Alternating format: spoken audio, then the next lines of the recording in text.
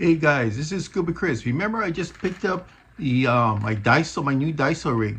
It consists of an ultralight fishing rod, a couple of rattling jigs, and a 3,000 size reel with 4 pound test line. Now I'm really impressed with the rod. I haven't used it yet. I'm going to, but as you know, we went through some really bad weather. We still are. So the rod, I'm definitely very happy with. It seems more of a parabolic bend, a little stronger type of rated rod than an ultralight, but she'll fly. And the one that I'm kind of so about is this right here. Now the reel here is a 3,000, which is a decent size. That don't know the brand name. It's probably some kind of miscellaneous brand that puts out. It might be even Daiso's. I don't know. It could be a company that puts it out, then have people stamp it with their logos on it. But I'm going to replace the line because the line here is 4 pound mono. I looking at the line very carefully. I tried breaking it. It's not bad, but I'm going to go with something that I've liked for a while. This Sufix brand. This is 5 pound test. And I'm going to suffer a little bit of loss because this is only 200 yards, whereas this here is 300 yards. But I think I'm just going to switch it out before I actually go out and test it along the shoreline. So why this line? The line was made for both big casting and spinning reels, and both for fresh and saltwater applications.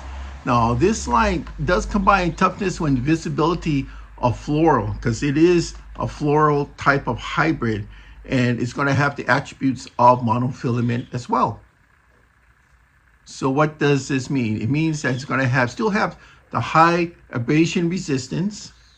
It's going to still have low line memory, which is really good, meaning that it is not going to be soft and limp, but yet the line is going to have many of the reduced memory properties, which is good. And now this line here was designed to sink 4 times faster than nylon, which while still being abrasion resistant, impervious to UV damage. I've been using this for about 1.5 years. It does have extremely good knot strength, which is unusual for fluorocarbon, as this is a fluorocarbon type of hybrid. That alone means there's going to be less weak points, meaning the knots. Also, there is a low stretch, as fluorocarbon normally doesn't have stretch. This does have a low stretch, which will help when you get the better solid hookups. What are the downsides? I mean, everything has a downside, right?